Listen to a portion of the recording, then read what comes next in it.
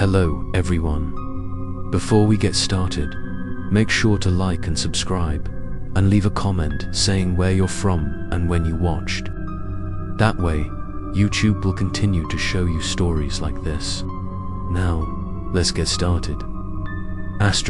I returned to the Black Forest on a sunless morning. The sky was grey and the wind whistled through the bare tree trunks like broken fingers trying to hold on to time.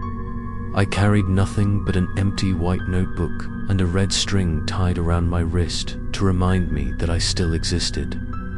I followed the same path, but the scenery had changed. The old path was blocked by weeds and tree roots. Each step was like stepping on layers of old, rotten memories. I didn't need a guide because the bottomless staircase was already in my mind. It was like a map carved into every cell. When I reached the clearing, everything was deathly silent. There was no wind, no birdsong, not even the rustling of leaves.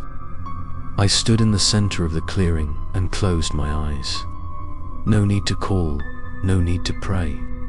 Just a slow, steady breath. And then the ground opened up. Again the bottomless staircase appeared unlike the last time. This time it was not just rocks and moss.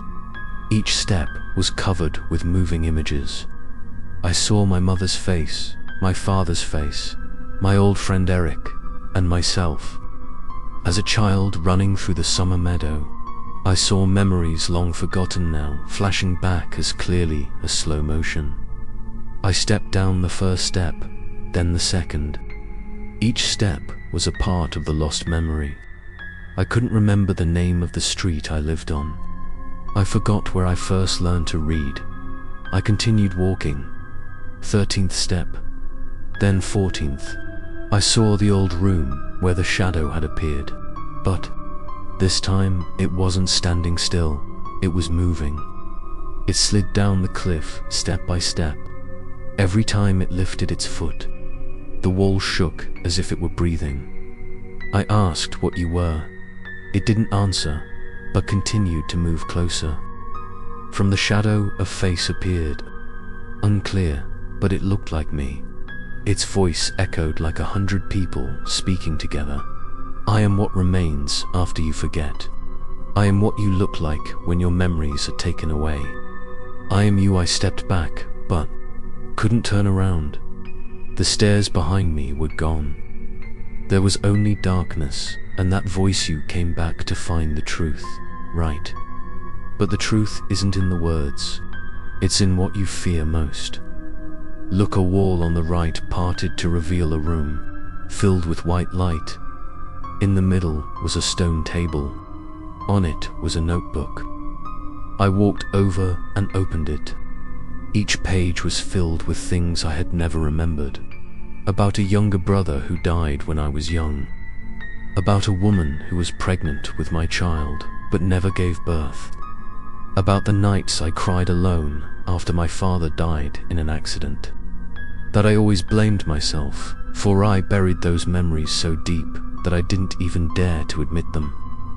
They were the darkest part of me, and the bottomless staircase held those parts as a debt. I asked, what if I admit everything? The voice replied, you will be free, but you will not be the same. I closed my eyes. Every fragment of my mind returned, heavy as a headache spreading throughout my skull. But I opened my eyes and stood firm. I said, I am ready. The entity disappeared. The light in the room faded. Before me was the stone staircase leading back up. This time I walked without losing any memories. On the contrary, I felt clearer than ever. We returned to the ground when it was dark. The forest was still silent, but I no longer found it scary. I was no longer haunted by the cause. No longer saw the blurred face in the night. No longer had the flickering images in my memory faced the entity behind the bottomless staircase. And now I know the scariest thing is not losing memory, but losing yourself to escape the truth watch. the final episode to find out if Daniel has truly escaped the influence of the bottomless staircase, or if what he is living is just another layer of reality created by his own memories.